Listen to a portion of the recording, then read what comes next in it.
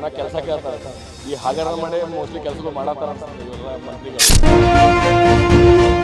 ಅಭಿವೃದ್ಧಿ ಅಂತೂ ಇಲ್ಲೇ ಇಲ್ಲ. ಅಭಿವೃದ್ಧಿ ಮತ್ತೆ ಬಿಟ್ಟಿದ್ವಿ ನಾವಂತೂ. ಶಾಸಕರಾಗಿ 1 ವರ್ಷ ಆಯಿತು. ಅಭಿವೃದ್ಧಿ ಹಣ ಅಂತೂ ನೋಡಿಲ್ಲ. ಅಭಿವೃದ್ಧಿ ಕೆಲಸಗಳು ರಾಜ್ಯದಲ್ಲಿ ದಿನದಿಂದ ದಿನಕ್ಕೆ ಬೆಲೆ ಏರಿಕೆ ಗಗನಕ್ಕೇರ್ತಾ ಇದೆ. ರಾಜ್ಯ ಸರ್ಕಾರದ ಇಲಾಖೆ ಹಗರಣ ಕೂಡ ಹೊರಗೆ ಬರ್ತಾ ಇದೆ. ಈ ಸಂಬಂಧಪಟ್ಟ ಮಾತನಾಡೋಕ್ಕೆ ನಮ್ಮ ಜೊತೆ ಹುಕ್ಕೇರಿ ಶಾಸಕರಾದಂಥ ನಿಖಿಲ್ ಕತ್ತಿಯವರು ಇದ್ದಾರೆ. ಸರ್, ಇವತ್ತು ರಾಜ್ಯದಲ್ಲಿ ಗ್ಯಾರಂಟಿ ಯೋಜನೆಗಳಿಗೆ ಹಣ ಹೊಂದಿಸೋಕ್ಕಾಗದೆ ಸಾಕಷ್ಟು ಬೆಲೆ ಏರಿಕೆ ಆಗ್ತಾ ಇದೆ.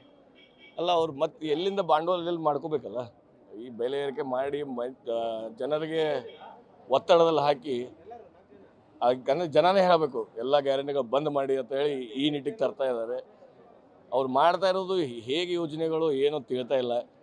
ಸರ್ಕಾರಿ ಯೋಜನೆಗಳು ಎಲ್ಲ ಟಪ್. ಈಗ ನನ್ನ ಭಾಗದಲ್ಲಿರುವಂಥ ಹಿಡಕಲ್ ಡ್ಯಾಮ್ಗೆ ಮೇಂಟೆನೆನ್ಸ್ ಎಲ್ಲ ದುಡ್ಡು ಕೊಡೋಕೆ ದುಡ್ಡಿಲ್ಲ ಇವ್ರ ಹತ್ರ. ಒಂದು ಯಾತ್ರಿಗಳಿಗೆ ಕೊಡೋಕ್ಕೆ ದುಡ್ಡಿಲ್ಲ ಮೇಂಟೆನೆನ್ಸ್ಗಾಗಿ. ಅವನ್ನೆಲ್ಲ ಬಿಟ್ಬಿಟ್ಟು ಗ್ಯಾರಂಟಿ ಒತ್ತೆ ಹಾಕ್ತಾ ಇದ್ದಾರೆ. ಅದಕ್ಕೆ ಹಿಂಗೆ ನಡೆದ್ರೆ ಸರ್ಕಾರನೇ ಒತ್ತೆ ಇಡ್ತಾರೆ, ಕರ್ನಾಟಕ ರಾಜ್ಯನೇ ಒತ್ತೆ ಇಡ್ತಾರಂತ ನನಗೆ ಅನಿಸಿಕೆ ಇದೆ. ಸಾಕಷ್ಟು ಇಲಾಖೆಗಳಲ್ಲಿ ಅವ್ಯವಹಾರಗಳು ಹಗರಣಗಳು ಹೊರಗೆ ಬರ್ತಾ ಇದ್ದಾವೆ. ನಾಗೇಂದ್ರ ಅವರು ರಾಜೀನಾಮೆ ಕೊಡಬೇಕು. ಅಲ್ಲ, ಡೆವಲಪ್ಮೆಂಟ್ ಸಲುವಾಗಿ ಎಲ್ಲೂ ದುಡ್ಡಿಲ್ಲ.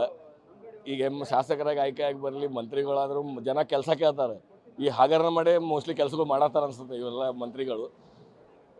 ಹಿಂಗೆ ನಡೆದ್ರೆ ಅಂದಂಗೆ ನಮ್ಮ ಕರ್ನಾಟಕ ರಾಜ್ಯನೇ ಒತ್ತೆ ಇಡ್ತಾರೆ ಅನ್ಸುತ್ತೆ ಈ ಕರ್ನಾಟಕ ಕಾಂಗ್ರೆಸ್ ಸರ್ಕಾರ. ಇವತ್ತು CM ಅವರ ಹೆಂಡತಿ ಹೆಸರು ಕೂಡ ಒಂದು ನಿವೇಶನದ ಹಗರಣದಲ್ಲಿ ಕೇಳಿ ಬರ್ತಾ ಇದೆ. CM ಅದನ್ನು ಸಮರ್ಥನೆ ಮಾಡ್ಕೊತಿದ್ದಾರೆ. ಹಿಂದಿನ BJP ಕಾಲದಲ್ಲಿ ಅದು ಹೇಳ್ತಾರೆ ಮೋಡಾದಲ್ಲಿ ಆಗಿದಂಥ ಈ ಹಗರಣ.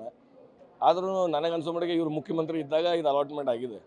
ಅದ್ರ ಬಗ್ಗೆ ಅವರು ಸ್ಪಷ್ಟ ಉತ್ತರವನ್ನು ಕೊಡಬೇಕು. ಜನರಿಗೆ ಎಲ್ಲರಿಗೂ ಉತ್ತರ ಕೊಡಬೇಕು ಇದ್ರ ಬಗ್ಗೆ ಅಂತ ಹೇಳಿದ್ರು. ನಿಮ್ಮ ತಂದೆಯವರು ಕೂಡ ಸಾಕಷ್ಟು ಸರ್ಕಾರಕ್ಕೆ ಚಾಟಿ ಬೀಸ್ತಾ ಇದ್ರು. ಈಗ ನೀವು ಶಾಸನ ಸಭೆಯಲ್ಲಿದ್ದೀರಿ. ಸದನದಲ್ಲಿ ಯಾವ ರೀತಿ ನಿಮ್ಮ ಹೋರಾಟ ಇರುತ್ತೆ? ಉತ್ತರ ಕರ್ನಾಟಕ ಭಾಗಕ್ಕೆ ಅನ್ಯಾಯ ಆಗ್ತಾ ಇರುವಂಥದ್ದನ್ನು ಯಾವ ರೀತಿ ಪ್ರಶ್ನೆ ಮಾಡ್ತೀವಿ? ಅಲ್ಲ, ಈಗಾಗಲೇ ಸದನದಲ್ಲಿ ಅಷ್ಟೇ ಅಲ್ಲ, ನಾವು ಈಗಾಗಲೇ ಬೀದಿ ಓಣಿಗೆ ಬಂದು ಎಲ್ಲ ಕಡೆ ಪ್ರತಿಭಟನೆ ಮಾಡ್ತಾ ಇದ್ದೀವಿ. ಸರ್ಕಾರಕ್ಕೆ ಬಿಸಿ ತಟ್ಟಲೇಬೇಕು ಇದು. ಯಾಕಂದರೆ ಹೀಗೆ ನಡೆದ್ರೆ ಯಾರಿಗೂ ಒಳ್ಳೆಯದಲ್ಲ ಇದು. ಅವು ಏನು ಗ್ಯಾರಂಟಿಗಳು ಕೊಟ್ಟಿದ್ದಾರೆ, ಆಶ್ವಾಸನೆಗಳು ಕೊಟ್ಟಿದ್ದಾರೆ, ಅವು ನೆಟ್ಟಿಗೆ ಬರ್ತಾಯಿಲ್ಲ. ಈಗ 2000 ಬರೋದು ಬಂದಾಗಿದೆ. ರಾಷನ್ದಲ್ಲಿ 1 kg ಅಕ್ಕಿ, ನಿನ್ನೆ ನಾನು ನ್ಯೂಸಲ್ಲಿ ನೋಡ್ತಾ ಇದ್ದೆ, 1 kg ಅಕ್ಕಿನೂ ಕಡಿತ ಮಾಡ್ತಾ ಇದ್ದಾರೆ. ಇಂಥವೆಲ್ಲ ಮಾಡಿ ಯಾರು ಖುಷಿ ಪಡಿಸ್ತಾ ಇದ್ದಾರೆ? ತಮ್ಮ ಜೇಬಿಗೆ ಅಷ್ಟೇ ಖುಷಿ ಪಡಿಸ್ತಾ ಇದ್ದಾರೆ, ಮತ್ತೆ ಯಾರಿಗೂ ಪಡಿಸ್ತಾ ಇಲ್ಲ ಅಂತ ನಮ್ಮ ಅನಿಸಿಕೆ. ನಾವು BJP ಅವರಂತೂ ಇದು ಹೋರಾಟ ಸತತವಾಗಿ ಚಾಲೂನೇ ಇಡ್ತೀವಿ ಅಂತ ಹೇಳ್ತೀವಿ. ಸರ್, ಇವತ್ತು BJPಯಲ್ಲಿ ಕೂಡ ಈಗ ಏನು ಶಾಸಕಾಂಗ ಪಕ್ಷದ ವಿರೋಧ ಪಕ್ಷದ ನಾಯಕರ ಬದಲಾವಣೆ ವಿಚಾರ ಕೂಡ ನಡೀತಾ ಇದೆ. ಉತ್ತರ ಕರ್ನಾಟಕ ಭಾಗಕ್ಕೆ ಸಾಕಷ್ಟು ಅನ್ಯಾಯ ಕೂಡ ಆಗ್ತಾರೆ. ಯಾಕಂದರೆ ಆ ಕಡೆ ಭಾಗದ ನಾಯಕರನ್ನ ಗುರುಸ್ತಾ ಇಲ್ಲ ಅನ್ನೋಂಥ. ಇಲ್ಲ, ಈಗ ನೋಡಿ, ವಿಜೇಂದ್ರನ ಅಧ್ಯಕ್ಷರು ಕೂಡ ನಮ್ಮ ಉತ್ತರ ಕನ್ನಡ, ಶಿವಮೊಗ್ಗ ಕೂಡ ನಮ್ಮ ಉತ್ತರ ಕರ್ನಾಟಕ ಭಾಗ. ಅದಕ್ಕೆ ನಾವು ಹೆಚ್ಚು ಹೇಳಕ್ಕೆ ಬರಲ್ಲ. ಆದ್ರೂ ಡೆವಲಪ್ಮೆಂಟ್ ರೀತಿ ನೋಡಿದ್ರೆ ಉತ್ತರ ಕನ್ನಡದ ಅದು ಒಳ್ಳೆಯದೇ, ನಾವು ಇಲ್ಲಂತ ಇಲ್ಲ. ಯಾಕಂದರೆ ಭಾಳ ದಿವಸದಿಂದ ಉತ್ತರ ಕರ್ನಾಟಕ ಒಂದು ಹಿಂದುಳಿದ ಪ್ರದೇಶ ಆದಂಗೆ ಆಗಿದೆ ನಮ್ಮ ಕರ್ನಾಟಕದಲ್ಲಿ. ಮಲ್ತಾ ಇದ್ದವ್ರನ್ನ ಹಿಂದಿನ ಸರ್ಕಾರಗಳು ಎಲ್ಲ ಮಾಡ್ಕೊಂಡು ಬಂದಿದ್ದಾವೆ. ನಮ್ಮ ತಂದೆಯವ್ರು ಹೇಳ್ತಾ ಇದ್ರು, ತಮಗೆಲ್ಲ ಗೊತ್ತಿದ್ದಂಗೆ. ಇದು ಮುಂದೆ ಆಗಬಾರ್ದಂದು ನಾವು ವಿಚಾರ ಮಾಡಿದ್ವಿ. ವಿಜೇಂದ್ರನ ಅಧ್ಯಕ್ಷರ ಬೆಳವಣಿಗೆ ಕಾಣ್ತೀವಿ ಅಂತ ನಮ್ಗೆ ವಿಶ್ವಾಸ ಐತಿ ಅಂತ ಹೇಳಿ. CM DCM ಕಿತ್ತಾಟದಲ್ಲಿ ಅಭಿವೃದ್ಧಿ ಆಗ್ತಾ ಇಲ್ಲ. ಅದು ಅವ್ರ ಪಕ್ಷದ ಒಳಗಿನ ಗುದ್ದಾಟ. ಈಗ ಅಭಿವೃದ್ಧಿ ಅಂತೂ ಇಲ್ಲೇ ಇಲ್ಲ. ಅಭಿವೃದ್ಧಿ ಮರ್ತೆ ಬಿಟ್ಟಿದ್ದೀವಿ ನಾವಂತೂ. ಶಾಸಕರಾಗಿ 1 ವರ್ಷ ಆಯಿತು. ಅಭಿವೃದ್ಧಿ ಹಣ ಅಂತೂ ನೋಡಿಲ್ಲ, ಅಭಿವೃದ್ಧಿ ಕೆಲಸಗಳು ನೋಡಿಲ್ಲ. ಒಂದು ಗುದ್ಲಿ ಪೂಜೆ ಮಾಡಿಲ್ಲ ನಾವು ನಮ್ಮ ಸ್ಥಿತಿಯಿಂದ. ತಂದೆಯವ್ರ ಟೈಮ್ದಲ್ಲಿ ಏನು ಸ್ಯಾಂಕ್ಷನ್ ಆಗಿದ್ದು ಅವೇ ಕೆಲಸಗಳು ಸ್ಟಾರ್ಟ್ ಇದ್ದಾವೆ.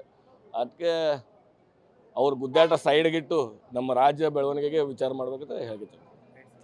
Thank you. ಇದಿಷ್ಟು ನಿಖಿಲ್ ಕತ್ತಿಯವರ ಮಾತು. ಯಾಕಂದರೆ ಯಾವುದೇ ಅಭಿವೃದ್ಧಿ ಕೆಲಸಗಳು ಆಗ್ತಾ ಇಲ್ಲ ಅನ್ನುವಂಥ ಮಾತನ್ನು ಹೇಳ್ತಾ ಇರುವಂಥದ್ದು. ಕ್ಯಾಮ್ರಾ ಪರ್ಸನ್ ಯುವರಾಜ್ ಜೊತೆ guarantee news, Bengaluru. Guarantee news, ಸುದ್ದಿ ಖಚಿತ, ನ್ಯಾಯ ನಿಶ್ಚಿತ.